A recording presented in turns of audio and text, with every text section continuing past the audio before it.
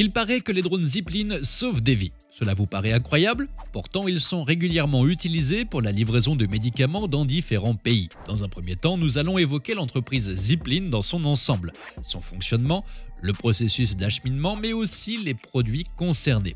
Par la suite, nous approfondirons leur manière de sauver des vies, notamment en Afrique. En réalité, les drones Zipline ravitaillent un grand nombre d'hôpitaux qui rencontrent des difficultés en matière d'approvisionnement. Peut-on évoquer une forme d'Uber de la santé? D'autant plus que l'entreprise ne s'arrête pas là. La livraison de colis et de pizzas est également au programme dans les années à venir. De surcroît, Zipline compte bien s'étendre aux pays développés. Quel est donc l'avenir de ces drones considérés comme miracles? Avant même d'aller plus loin dans la suite de cette vidéo, nous allons répondre à une seule et unique question. Qu'est-ce que Zipline? En effet, il est très important de comprendre en premier lieu le fonctionnement de cette entreprise hors du commun. Zipline est une entreprise fondée par Keller Inodo, Keenan Wiborek et William Elsler.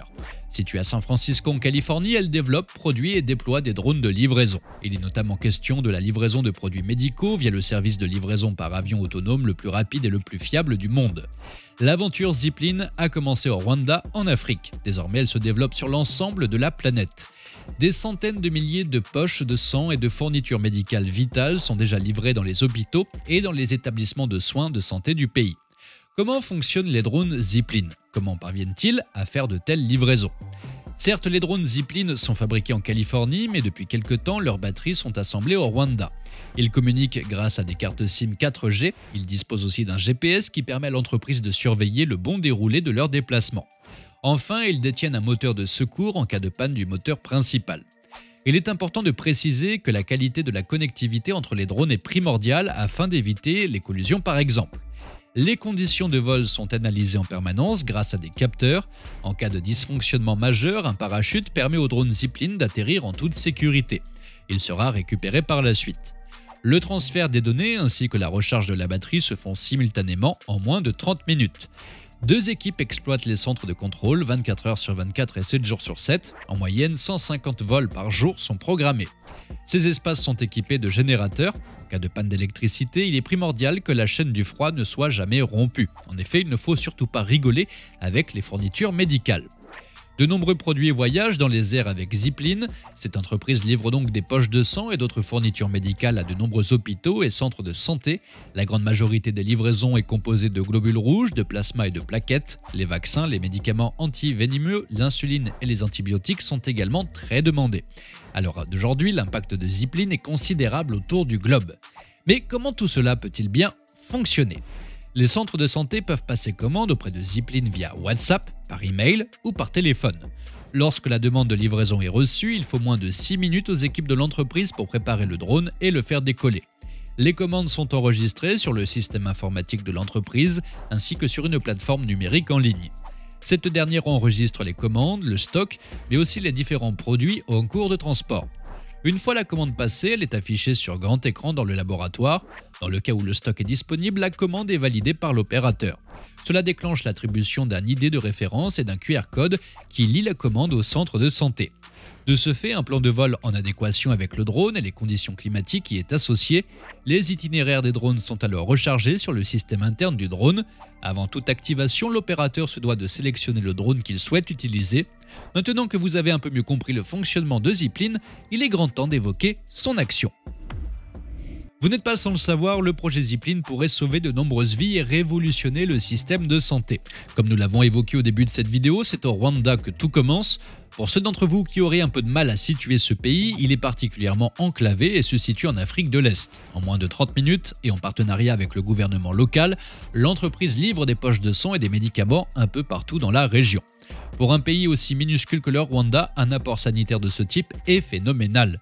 D'autant plus que la topographie est difficile d'accès pour les éventuels convois terrestres. Les hôpitaux sont dispersés, tout comme les routes sont dangereuses. En outre, dans le cadre de la santé, le temps a une valeur inestimable.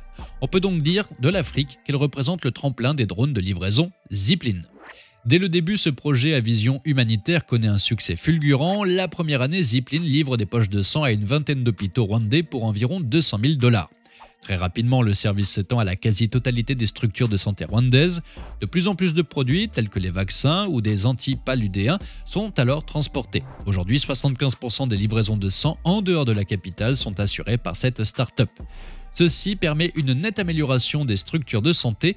Malgré un important développement, le Rwanda reste le plus gros client de l'entreprise. Il y a quelques mois, un nouvel accord de 61 millions de dollars a même été signé. Il prévoit d'étendre la livraison par drone à toutes les entités gouvernementales, au e-commerce et au secteur touristique. L'objectif est simple, opérer 2 millions de livraisons instantes au Rwanda d'ici l'année 2029. Il est aussi question de déployer de nouvelles plateformes de contrôle. Pourquoi donc parlons-nous de tremplin ? Tout est une question d'argent. 40% de la population rwandaise vit sous le seuil de pauvreté. Les hôpitaux de ces pays sous-développés sont extrêmement nécessiteux. C'est donc là que Zipline entre en jeu. Grâce à ce besoin impérieux, la start-up a très rapidement pu prendre ses aises et ainsi se développer de manière significative. Les communautés isolées sont désormais dépendantes de ce genre de service. Revenons maintenant sur cette livraison de médicaments multiples et variés. Pour commencer, il est important de souligner que les vols des drones Zipline ont toujours été mis en place dans des situations d'urgence lorsque des vies étaient en jeu. Les médecins peuvent donc compter sur un soutien logistique quasiment immédiat. L'utilisation de ces drones pour livrer des médicaments essentiels compense le manque criant d'infrastructures. C'est très simple, tous les médicaments dont les centres de santé ont besoin peuvent être livrés en moins de temps qu'il n'en faut pour le dire. La plateforme Zipline fonctionne 365 jours par an et par tous les temps. Au moment où nous parlons, les drones ont déjà parcouru plus de 60 millions de kilomètres de vols commerciaux et desservent plus de 3000 établissements médicaux. Vous verrez dans la suite de cette vidéo que Zipline ne compte pas s'arrêter là.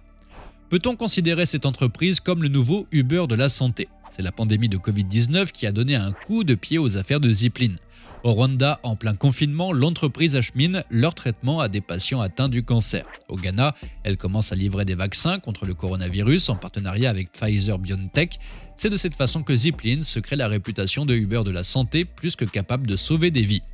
Néanmoins, certains doutes subsistent. Ne serait-ce pas plus évident d'investir dans la construction de routes ? Est-ce vraiment une solution d'avenir pour les populations africaines ?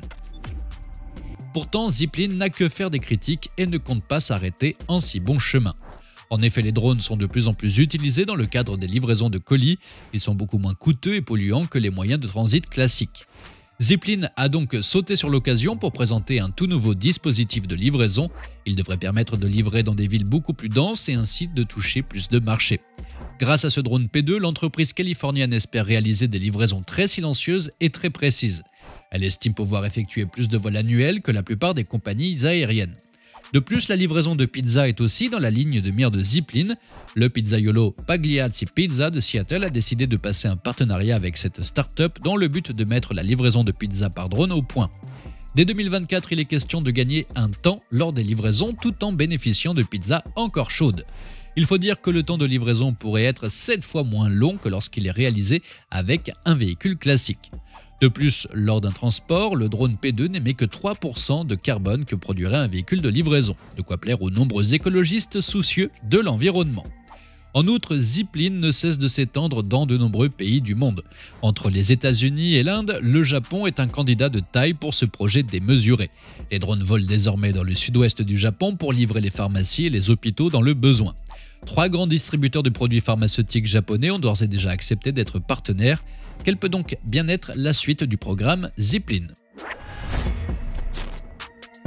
Après avoir mieux assimilé le fonctionnement et les différents processus utilisés par la start-up californienne Zipline, nous sommes beaucoup plus aptes à comprendre cette façon qu'elle a de sauver des vies. En effet, elle livre des poches de sang et ravitaille des hôpitaux dans de nombreux pays d'Afrique. Elle exploite également le marché de la livraison de colis, notamment aux États-Unis. De plus, ses services se multiplient sur toute la surface du globe. Le Japon et l'Inde font ainsi partie des pays concernés. Sur le long terme, quel futur peut être envisagé pour ces drones si performants ?